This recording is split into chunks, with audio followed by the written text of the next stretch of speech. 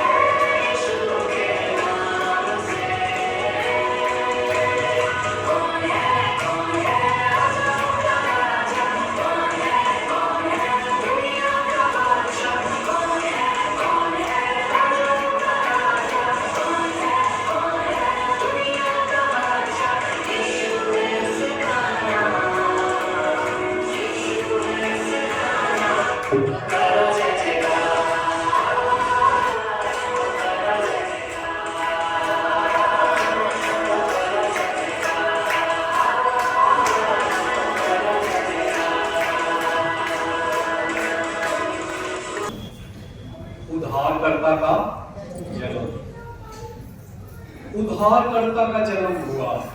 ठीक है, यीशु मसीह, इसका नाम क्या दिया गया? यीशु।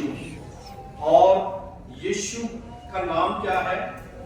पापों से मुक्ति देने वाला। यीशु का मतलब क्या है? अर्थ क्या है? पापों से मुक्ति देने वाला। तो उद्धारकर्ता, मुक्तिदाता जगत के अंदर आया है।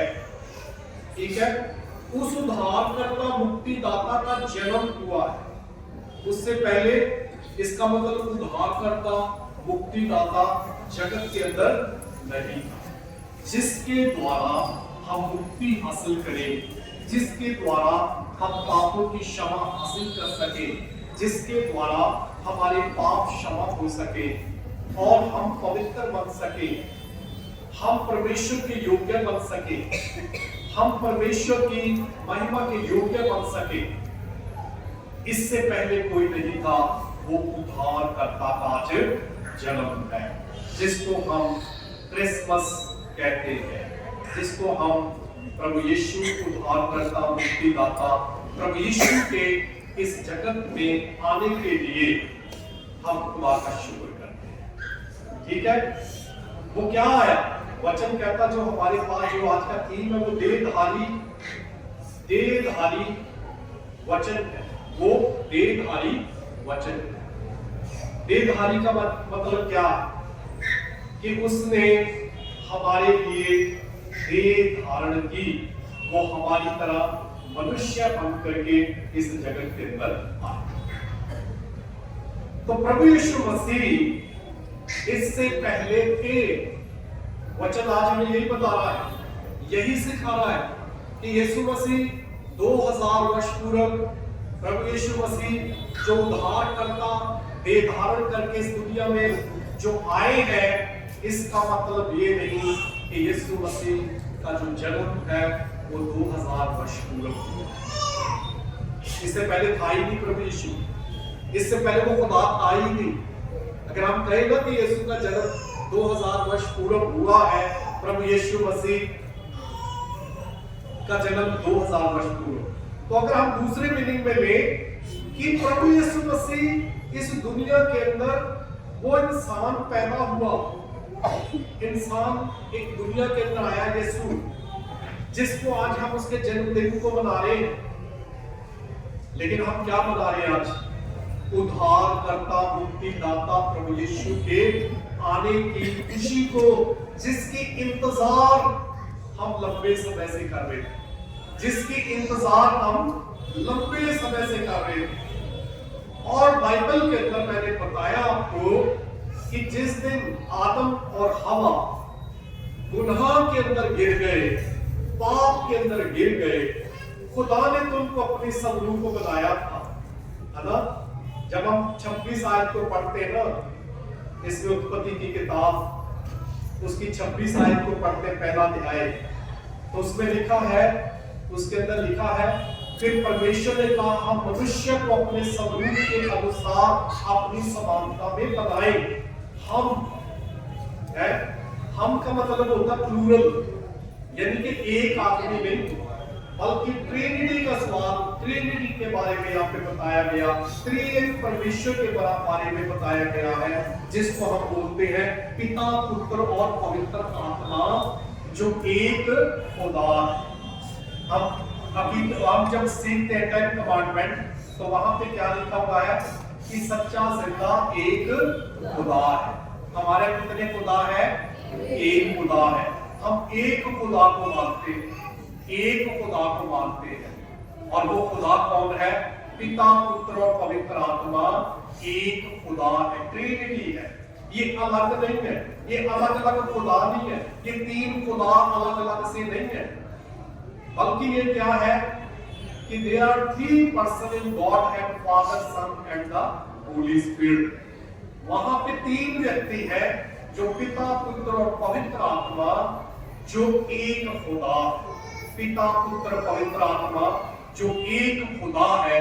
और उस ट्रिनिटी का जो पर्सन प्रभु यीशु है, वो क्या हुआ, जिसके बारे में कहा था कि मैं तेरे वंश और स्त्री के वंश में बैर उत्पन्न करूंगा, वो तू उसकी एड़ी को डसेगा और वो तेरे सिर को कुचलेगा। वो स्त्री का वंश, जिसके बारे में यशाया क्या कहते हैं कि कुंवारी गर्भवती होगी, बेटे को जन्म देगी और उसका नाम इमैनुअल रखा जाएगा, जिसका अर्थ है कि खुदा हमारे साथ।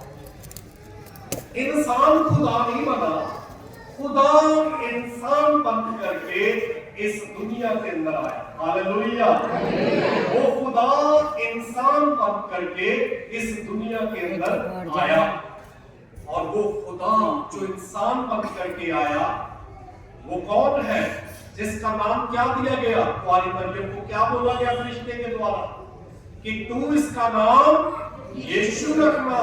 ये नाम खुदा की तरफ से स्वर्गदूतों के द्वारा आकर के बताया गया कि इसका नाम यीशु रखना, है ना? यीशु नाम जो है सब नामों से श्रेष्ठ है। प्रभु कहते जो कुछ भी तुम इस नाम से मांगोगे, तुम्हें सब कुछ मिल जाएगा। कितना महान नाम है यीशु का, जिसका अर्थ है कि वो हमारे पापों से हमें मुक्ति दिलाने के लिए इस जगत के अंदर आए। ठीक है, अब सवाल पैदा हमारे लिए ये होता है कि उस खुदा को इंसान बन करके इस धरती पर क्यों आना पड़ा? वो इंसान क्यों बना खुदा? उसको इंसान क्यों बनना पड़ा? मेरे शिशु, कभी खुदा को कभी किसी ने देखा नहीं। कोई खुदा को नहीं देख सकता था।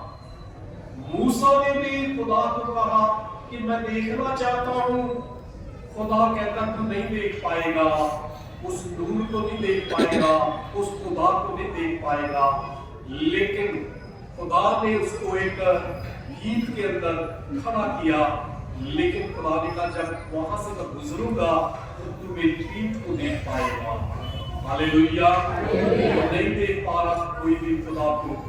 तो परमेश्वर जिसको कभी कोई देख नहीं पा रहा था, लेकिन वचन ये बता रहा है कि वो खुदा अपने लोगों की भलाई के लिए, अपने लोगों की मुक्ति के लिए, अपने लोगों को गुनाह से, पाप से छुड़ाने के लिए खुदा का ये प्लान बन गया कि वो ट्रिनिटी का एक पर्सन जो प्रभु यीशु है वो देह धारण करके हमारे बीच में आए, और वो उसका जो मकसद है और वो हमें क्या करे, पापों से मुक्त कराए।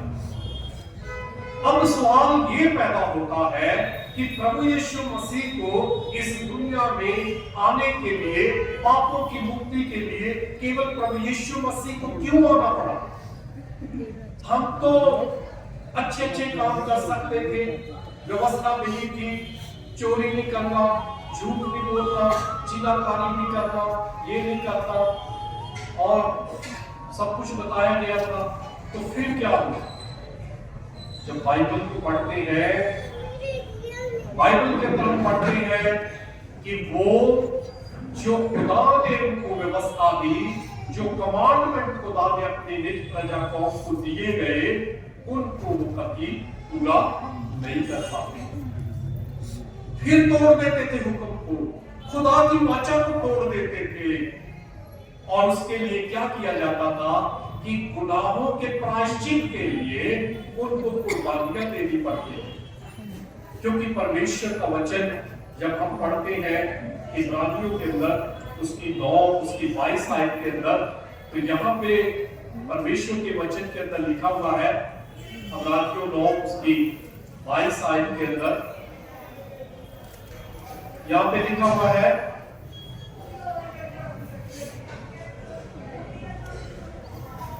यहाँ पे लिखा, सच तो यह है कि व्यवस्था के अनुसार प्राय सब वस्तुएं लहू के द्वारा शुद्ध की जाती है, और बिना लहू बहाए पापों की क्षमा नहीं होती। पापों की क्षमा तब तक नहीं हो सकती है जब तक कि लहू बहाया ना जाए। पापों के प्रायश्चित के लिए जो पाप की मजदूरी मौत है। रोमियो में पढ़ते हैं, रोमियो 6 के अंदर उसमें लिखा है कि पाप की मजदूरी मौत है, लेकिन परमेश्वर का वरदान हमारे प्रभु यीशु मसीह में अनंत काल का जीवन है। तो हम पाप के अंदर थे, आदम ने पाप किया, हम सारा संसार पाप में चला गया, सारे पाप के अंदर थे, पाप की गुलामी के अंदर थे। तो हमें पाप से छुड़ाने के लिए हमारी अपनी काबिलियत, हमारी खूबी, हमारे काम काफी नहीं थे कि जिसके द्वारा हम पाप से बच जाए, पाप से छुटकारा पाए। हम अच्छे से अच्छे भी काम करें तो भी हम खुदा की दृष्टि में धर्मी नहीं कह पाते।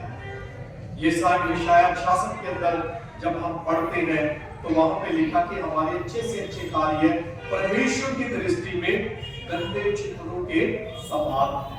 अच्छे से अच्छे कार्य क्यों ऐसे? क्योंकि हमारी जिंदगी के अंदर पाप है, और जब तक हमारी जिंदगी के अंदर पाप है, चाहे हम जो मर्जी कर लें, जो मर्जी अपनी तरफ से हम कोशिश करें, लेकिन हम कभी भी पाप से जो है वो छूट नहीं सकते। जिसका कारण था कि पुराने अहदनामे के अंदर कुर्बानियां दी जा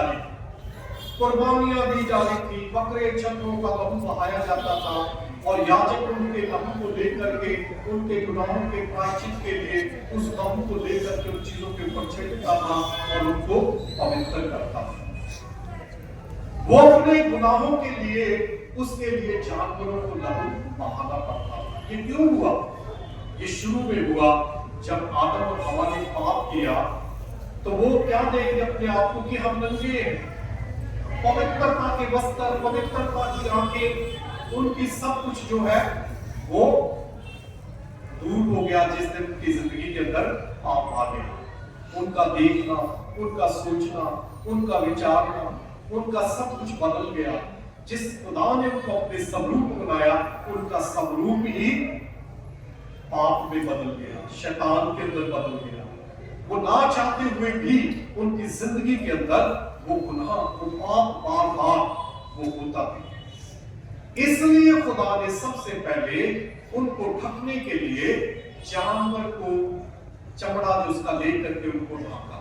इसका मतलब है जानवर को मरना पड़ा, उसका खून बहाना पड़ा, और फिर उनके पाप को ढकने के लिए, उनके नंगेपन को ढकने के लिए खुदा ने उनको चमड़े के वस्त्र दिए। लेकिन अब खुदा ने हमारे पापों के प्रायश्चित के लिए अब हमारे लिए एक खुदा ने दे दिया है। इब्रानियों 10 उसकी 5 आयत के अंदर जब हम पढ़ते हैं तो वहां पे लिखा हुआ है, उसने हमारे लिए एक भेद तैयार की। वो होम बलियों, बेल बलियों से, कुर्बानियों से खुश ना हुआ, और उसने तब हमारे लिए एक भेद तैयार की। और जब हम इब्रानियों का 10 अध्याय पढ़ते हैं तो वहां पे क्या लिखा है कि वो महायाजक कौन है? प्रभु यीशु मसीह। वो ऐसा महायाजक और ऐसा मेमना खुदा का बना कि उसने एक ही बार पूरे जगत के लिए, पूरी मानव जाति के लिए एक ही बार देह धारण करके, एक इंसान बन करके, एक निष्कलंक निर्दोष मेमना खुदा का बन करके एक मुकम्मल और पूर्ण कुर्बानी जो है वो प्रभु यीशु मसीह ने मेरे और आपके लिए एक ही बार दे दी। एक ही बार उस काम को पूरा करके प्रभु यीशु मसीह वो महायाजक पिता के कहां बैठ गया जाके? दाहिने हाथ। वो प्रतिबिंब जो बताया जाता है कि उस टेंपल का जो प्रतिबिंब है जो इस धरती के ऊपर था, अब वो पिता के उस दाहिनी ओर जाके बैठ गया। और उस टेंपल के अंदर जहां महायाजकीय कार्य आज भी प्रभु यीशु मसीह हमारे लिए करते हैं। उन्होंने हमारी निजात, हमारी मुक्ति के काम को प्रभु यीशु ने पूरा कर दिया। यह हमारे लिए आज बड़ी खुशी की, बड़ी आनंद की बात है, जिसके लिए दाऊद भी कहता है कि वो धन जिसने बख्शे गए सब गुनाह, ते ढके गए सारे और सदा। तो हमारे लिए इससे बड़ी कोई खुशी की खबर नहीं है, कोई आनंद की हमारे लिए इससे ज्यादा कोई खबर नहीं है जब एक इंसान कहे कि मेरे पाप क्षमा हो। हमारे पाप अगर क्षमा हो गए हैं तो हमने सबसे बड़ी ब्लेसिंग खुदा से अपने जीवन के अंदर हासिल कर ली, क्योंकि यीशु मसीह जो उद्धार करता, मुक्ति दाता प्रभु यीशु मसीह हमें मुक्ति दिलाने के लिए आए। और वो कौन सी मुक्ति थी? हमारे लिए पाप से छुटकारा, पाप से मुक्ति, मौत से मुक्ति। जब पाप आएगा तो मौत आएगी, है ना? कौन सी मौत आ गई हमारे जीवन के अंदर? आदम और हवा के अंदर कौन सी मौत आ गई? खुदा ने कहा था ना कि तुम मर जाओगे अगर तुम इस फल को खाओगे। तो वो मौत कौन सी थी? उनके जीवन के अंदर मौत थी खुदा से सेपरेशन हो जाना, खुदा से अलग हो जाना, आत्मिक रीति से खुदा से कट जाना। ये आत्मिक मृत्यु हो जाती है इंसान की। चलता फिरता, खाता पीता सब कुछ है, लेकिन आत्मिक रीति से डेड। तो अगर हम पाप के अंदर है तो इसका मतलब हम आज भी पापों के कारण मरे हुए हैं। लेकिन प्रभु यीशु मसीह हमें जीवन देने के लिए आए। वो अंधकार के अंदर वो ज्योति बन करके आए हैं ताकि हमें अंधकार से, उस पाप से हमें छुटकारा दिलाए। हम बाइबल के अंदर जो पढ़ते हैं बहुत सारी बातों को, जो उसका प्रतिबिंब है प्रभु यीशु मसीह का प्रकाश जो हमें मिलता है निर्गमन के अंदर। और यहाँ पे लिखा हुआ है उसकी 7 आयत के अंदर, निर्गमन 3 उसकी 7 आयत के अंदर, फिर यहोवा ने कहा, मैंने अपने प्रजा के लोग जो मिस्र में है उनके दुख को निश्चय देखा है, और उनकी जो चिल्लाहट परिश्रम कराने वालों के कारण होती है उसको भी मैंने सुना है।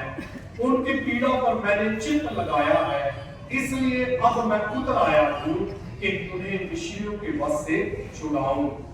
वो खुदा कहता है कि मैं उतर आया हूं ताकि उनको मिस्रियों से छुड़ाऊं, जो उनके ऊपर जुल्म हो रहे थे, अत्याचार हो रहे थे, उनको गुलाम बनाया हुआ था, उनको आराम करने का वक्त नहीं था, उनको उनकी मजदूरी नहीं दी जाती थी, उनके साथ हर तरह का दुर्व्यवहार किया जाता था, उनको कमजोर करने के लिए उनके बच्चे जो मेल पैदा होते थे उनको मार दिया जाता था, कि जब बच्चा मेल पैदा होता था उसको खत्म कर दिया जाता था।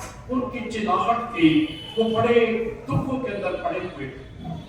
आज इसी तरह से ये संसार जो है, हम भी दुखों में, तकलीफों में, बीमारियों में, रोगों में, कर्ज में, तरह तरह की तकलीफों में, परेशानियों में, धोखे में, किसी ने हमें धोखा दे दिया, किसी ने हमारे साथ अत्याचार कर रहा है, कोई हमारे साथ कुछ हो रहा है, हमारे पास कोर्ट है, हमारे पास कचहरियां हैं, न्याय नहीं मिल रहे हैं, बड़ा कुछ हो रहा है हमारे साथ। संसार के अंदर इंसान बड़ा दुख से, तकलीफों से भरा हुआ है, लेकिन प्रभु यीशु मसीह इस जगत के अंदर इसलिए आए ताकि वो हमें छुटकारा दिलाए। खुदा अपने लोगों को आपकी हालत के अंदर, उस शैतान की गुलामी के अंदर, जिसने उसको गुलाम बना दिया, जिसने भाई भाई की हत्या करवा दी, जिसने खून करवा दिए, आज भी संसार के अंदर कुछ ऐसा ही हो रहा। आज भी इंसान तरह तरह के बुराइयों के अंदर, नशों के अंदर, किसी को लूट लिया, किसी को मार दिया, किसी को कत्ल कर दिया, किसी के चीजों के ऊपर कब्जा कर लिया, किसी के साथ अन्याय कर दिया, ये सारी चीजें आज संसार झेल रहा, जिसके लिए एक मुक्तिदाता प्रभु यीशु मसीह की जरूरत थी कि वो इस संसार के लिए, मानव जाति के लिए आए, ताकि वो उनको उनके पापों से, गुनाहों से छुटकारा दिलाए, पाप की गुलामी से छुड़ाए। खुदा ने विषय की गुलामी में से उनको निकाला, बड़े अद्भुत तरीके से निकाला। एक बालक को पानी में से निकाला, छोटा बालक को जैसे इसको मारने पर थे कि सब बैल मार दिए जाए, मूसा को भी मार दिया जाना था, लेकिन उसकी मां ने 3 महीने तक छुपाया। खुदा ने उसकी मदद की, खुदा ने उसको दिलेरी दी, खुदा ने उसको हिम्मत दी, और उसने उस बालक को छुपा करके रखा। फिर उसको नील नदी में छोड़ा, वहां पे रानी आई, उसने उसको अपना बेटा बनाया। खुदा का प्लान था, खुदा की योजना थी, ताकि मूसा के द्वारा वो इस्राएली लोग जो 400 वर्षों से गुलाम थे, जिनके साथ अत्याचार हो रहे थे, खुदा उसको उस प्रॉमिस लैंड के अंदर जो कनान कहलाता है उसके अंदर लेकर के जाए, जहां पे दूध और शहद की नदियां बहती हैं। तो मेरे सीजो, खुदा ने उस मूसा के द्वारा उनकी अगुवाई की, और खुदा ने अपने प्रॉमिस को पूरा किया कि वो कनान देश के अंदर चले जाएंगे। इसी तरह वचन कहता, जब हम पढ़ते हैं मत्ती की अंजील उसका 5 उसके 18 के अंदर कि जमीन और आसमान टल जाएंगे लेकिन मेरी बातें कभी नहीं टलेंगी। तो खुदा अपने वचन को जो अब्राहम के साथ खुदा ने किया, इसहाक के साथ किया, याकूब के साथ खुदा ने किया कि मैं तुम्हें निकाल करके उस देश में लेके जाऊंगा, उस देश को मैं तुम्हें दे दूंगा जहां पे दूध और शहद है, वो तुम्हारी निज भूमि होगी। खुदा उस प्रॉमिस को भूला नहीं, बल्कि खुदा ने उसको पूरा किया। क्या था मूसा के पास? भेड़ बकरी चरा रहा था, एक लाठी थी, उसी के साथ खुदा ने भेजा। खुदा ने कहा कि मैं तेरे साथ, और मूसा उसी लाठी के द्वारा उन लोगों को मिस्र से बाहर लेकर के आया, और खुदा ने इस वचन को पूरा किया। रात को वो खुदा आग का खंभा बन करके उनकी अगुवाई करता था, दिन को बादल बंद करके उनके ऊपर साया करता था, और खुदा की अगुवाई के अंदर वो लोग आगे बढ़ते चले गए। आज भी खुदा ने हमारे लिए एक बालक दिया, आज भी उस बालक को जो उद्धारकर्ता मुक्तिदाता के रूप में आया, जब मजूसी महलों के अंदर उसको ढूंढने के लिए चले गए, तो हेरोदेस को पता लगा कि कोई यहूदियों का राजा पैदा हुआ है, और उसने चाहा कि जितने भी 2 साल के बच्चे हैं, उस समय के मुताबिक जब मजूसी लोग आए थे, उस समय को काउंट करके उसने 2 साल के जितने बच्चे थे उन सबको कत्ल करवा दिया, ताकि यीशु मसीह जो बालक के रूप में आया है उसको भी कत्ल कर दिया जाए। लेकिन खुदा ने क्या कहा यूसुफ और मरियम को, अभी इस बालक को लेकर के मिस्र में चला जा, क्योंकि इसकी जान को खतरा है। खुदा अपने लोगों की अगुवाई करता है। अगर हम खुदा की आवाज को सुनते हैं, खुदा की आवाज को सुन करके मानते हैं, तो मेरे अजीजों, खुदा की बातें, खुदा का वचन हमें जीवन देता है, हमें आशीष देता है, और वो खुदा का जो पर्पस है वो हमारी जिंदगियों के अंदर पूर्ण होता है। तो उसने सुना और उसी वक्त रात ही को मरियम और उस बालक को लेकर के वो मिस्र में चला गया। और खुदा का एक एक वचन जो बाइबल में लिखा, उसने उसको मिस्र से बुलाया, तो वो भी पूरा हुआ। और हर एक बात जो वचन में लिखी है, खुदा की वाणी में लिखी है, वो एक एक बात पूरी हुई। और वो प्रभु यीशु मसीह जो उद्धार करता पैदा हुआ, उसको शैतान ने मारने की कोशिश की, ताकि वो उद्धार करता मारा जाए, ताकि हमारा उद्धार ना हो सके। और वहां पे भी फिरौन बादशाह ने बालकों को मरवा दिया जो मेल पैदा होते थे, लेकिन खुदा ने वहां पे भी मेल को जिंदा किया, रखा मूसा को, ताकि वो अपने लोगों को उस गुलामी में से खुदा उसके द्वारा निकाल सके। प्रभु यीशु मसीह को, जो प्रभु यीशु को वो बालक जो जन्मा था, उसकी जान को खतरा था, लेकिन खुदा ने उसको भी महफूज रखा ताकि शैतान उसको खत्म ना कर सके। जब प्रभु यीशु मसीह 30 साल की उम्र में जब प्रभु यीशु का बपतिस्मा हुआ, तो लिखा है कि जब आकाश खुल गया और आकाशवाणी हुई कि तू मेरा प्रिय पुत्र है जिससे मैं प्रसन्न हूं। और जो पवित्र आत्मा कबूतर की लाई प्रभु यीशु मसीह पर आते थे, उतरा और वो उसको जंगल में ले गया, जहां पे प्रभु यीशु मसीह 40 दिन 40 रात निराहार के मिनिस्ट्री से पहले उस सेवा कार्य के लिए जिसके लिए खुदा प्रभु यीशु मसीह आए थे, उसके लिए 40 दिन 40 रात प्रभु यीशु मसीह जंगल के अंदर रहे, तैयारी की। शैतान ने परीक्षा की, जैसे पहले आदम की यीशु मसीह की भी की। अगर तू परमेश्वर का पुत्र है तो पत्थरों को कह दे कि रोटी बन जाए। लेकिन मेरे अजीजों, प्रभु यीशु क्या कहते हैं कि मैं जीवन की रोटी हूं। जब हम पढ़ते हैं ना यूहन्ना 6 मैं जीवन की रोटी हूं जो ऊपर से स्वर्ग से उतर करके आई है ना। जब प्रभु यीशु मसीह बालक बन करके आया तो उसको चरनी में रखा गया, एक कुल्ली के अंदर रखा गया, टोकरी के अंदर रखा गया, क्योंकि वो जीवन की रोटी थी जो इस जगत के अंदर आई ताकि वो हमें जीवन दे।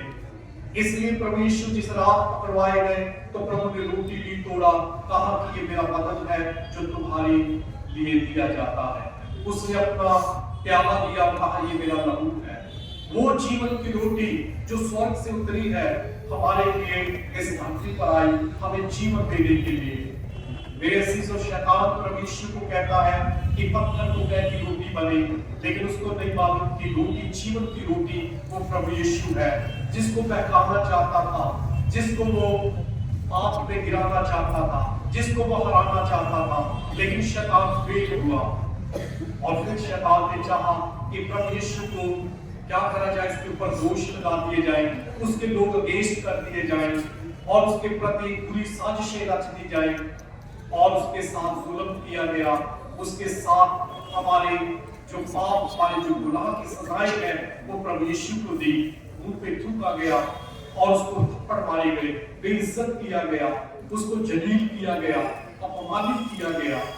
और वो प्रभु यीशु मसीह मेरे अजीजों हमारे लिए क्रूस के ऊपर चढ़ाया गया और प्रभु यीशु मसीह ने अपना काम वो किया जिसके लिए यशायाह के अंदर ऑलरेडी प्रभु यीशु के बारे में बताया गया था कि वो अपने काम को, हमारी निजात के काम को, हमारी मुक्ति के काम को, वो प्रभु यीशु मसीह जो जीवन की रोटी है, जो हमारे लिए आया है, जो हमारा उद्धार करता है, जो हमें आनंद देने, शांति देने, हमारा मेल पिता के साथ करवाने के लिए आया है, उस प्रभु यीशु ने क्रूस के ऊपर अपना लहू, पवित्र लहू, पाक लहू, पवित्र कुर्बानी एक बार दे करके हमारी निजात के काम को पूरा कर दिया।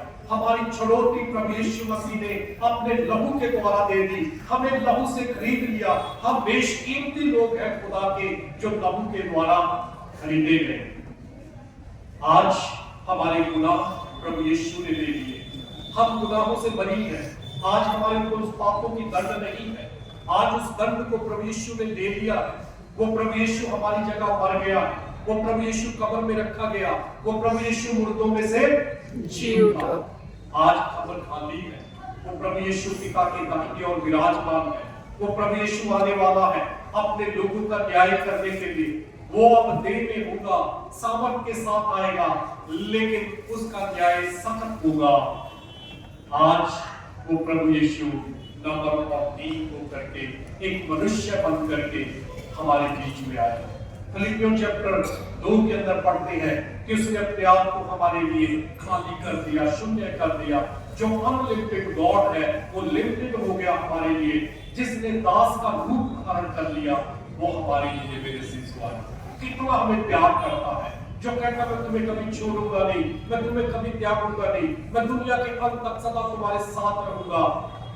वो प्रभु यीशु इस दुनिया में हमारे साथ। आज का जो क्रिसमस का दिन है वो उद्धारकर्ता का दुनिया में आने का दिन है, लेकिन मेरे अजीजों जो ईस्टर का दिन है वो प्रभु यीशु के उद्धार कार्य का पूर्ण होना, उस काम को जो प्रभु यीशु ने पूरा उस दिन कर दिया, जिस दिन प्रभु यीशु मौत पर फतह पा करके, शैतान को हरा करके।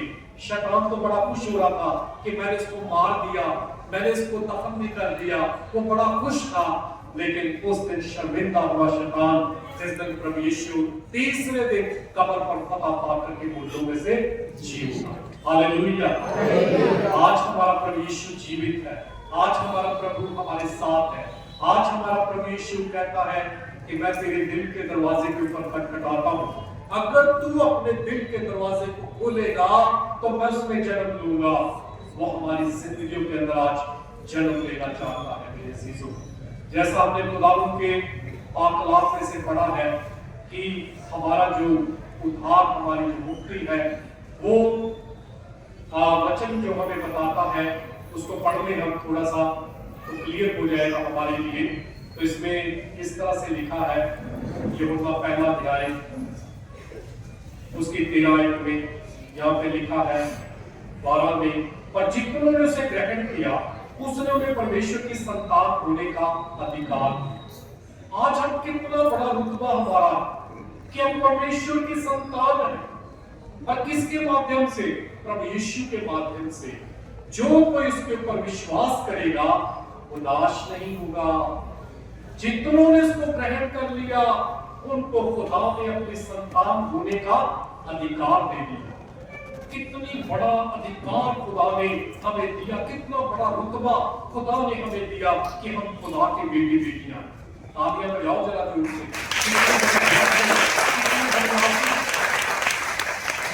कितनी बड़ी ब्लेसिंग आज हमारे जीवन के अंदर है कि आज हम खुदा के बेटे बेटी हैं।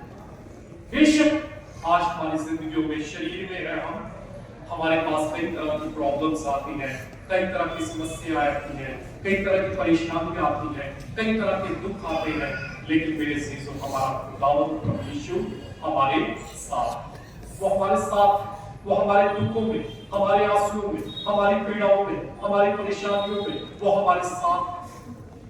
जब हम प्रभु को पुकारेंगे प्रभु हमें उन सारी चीजों से बहाल करेगा। प्रभु यीशु हमारे साथ है, वो जीवित प्रभु है, आज भी वो हमारे साथ है। जैसे उन लोगों के साथ प्रभु चलते थे कनान देश तक, आज भी प्रभु यीशु हमें स्वर्ग में ले जाने के लिए हमारे साथ है कि हम स्वर्ग के अंदर जाएं। Hallelujah, hallelujah. वो स्थान जो प्रभु यीशु कहता है मैं जाता हूँ और तुम्हारे लिए जगह तैयार करता हूँ, ताकि जहां मैं रहूंगा वहां तुम भी मेरे साथ रहोगे। खुदा अपनी जगह में हमें लेके जाना चाहता है, अपने साथ रखना चाहता है। हालेलुया। खुदा हमें एक नई जमीन, एक नया आसमान देना चाहते हैं, पुरानी चीजों को बदल देना चाहते हैं। जिसका राजा प्रभु यीशु होगा, जिसके राज्य का कभी अंत नहीं होगा, उसके राज्य में आनंद होगा, उसके राज्य में शांति होगी, उसके राज्य में जीवन होगा, कोई कमी नहीं होगी। जब हम बाइबल को ध्यान से पढ़ते हैं तो उसमें लिखा है कि जैसे हमने खुदा के पाकलाम में पढ़ा है कि फ्यूचर क्या होगा, भविष्य क्या होगा, वो शांति का राजकुमार सदा की शांति को कायम करेगा। उसके दिनों का अंत नहीं होगा, उसके वर्षों का अंत नहीं होगा, और वो सदा सदा प्रभु यीशु मसीह का राज्य वो सदा सदा के लिए स्थापित होगा। आज हम जब इस दुनिया के अंदर हैं, हमारे पास एक छोटा जीवन है, हमारी आयु बड़ी कम है, इस देह के दिनों के अंदर देह में रहते हुए, लेकिन प्रभु यीशु हमें एक नई देह देगा। नई जमीन होगी, नया आसमान होगा, नई देह होगी, हम सब बदल जाएंगे, हम प्रभु के साथ होंगे, फिर कोई बीमारी नहीं होगी, फिर कोई रोग नहीं होगा, फिर कोई कमी नहीं होगी, सब कुछ खुदा हमारा पूर्ण है। हालेलुया। ये है मेरे अजीजों आनंद, दिल के अंदर शांति, खुशी, आनंद। जब तक वो प्रभु यीशु हमारी जिंदगियों में जन्म नहीं लेते हैं, तब तक हमारे जीवन में वो जो शांति का राजकुमार है ना, वो हमारी जिंदगी में आएगा। जिसके दिनों का अंत नहीं होता, उसकी जिंदगी हमारे अंदर आ जाएगी कि हमारा कभी भी अंत नहीं होगा। हालेलुया। ये है क्रिसमस। आज वो प्रभु यीशु हमारी जिंदगियों के अंदर आना चाहता है। क्या हमारे पाप क्षमा हो गए? क्या प्रभु यीशु के आने का मकसद हमारी जिंदगियों के अंदर पूर्ण हो चुका है? हमने तौबा कर ली है, हमने अपने पापों को मान लिया है, हमने प्रभु से कह दिया कि प्रभु आपने मेरे पापों को उठा लिया है, आपने अपना पवित्र लहू बहा दिया है, आपका पवित्र लहू मुझे पापों से धो के शुद्ध करता। प्रभु मैं अपनी जिंदगी को आपके लिए समर्पित करता हूँ। जब हम इन शब्दों के साथ प्रभु को अर्पण करते हैं तो प्रभु हमारे जीवन में जन्म ले लेते हैं। तो यहाँ पे परमेश्वर का वचन कहता है, वे ना तो लहू से, ना शरीर की इच्छा से, ना मनुष्य की इच्छा से, परंतु परमेश्वर से उत्पन्न हुए। हालेलुया। हम परमेश्वर से उत्पन्न होंगे, ना तो किसी लहू से, ना किसी शरीर की इच्छा से। हमारा कोई बदल नहीं सकता, हमें कोई इंसान नहीं बदल सकता। हम परमेश्वर से उत्पन्न होंगे, हम उसकी संतान बनेंगे, हम खुदा के लोग होंगे, और हम उस आशा के साथ अपनी जिंदगी को जी सकेंगे। खुदा सबको अपनी आशीष अपनी बरकत। आमीन।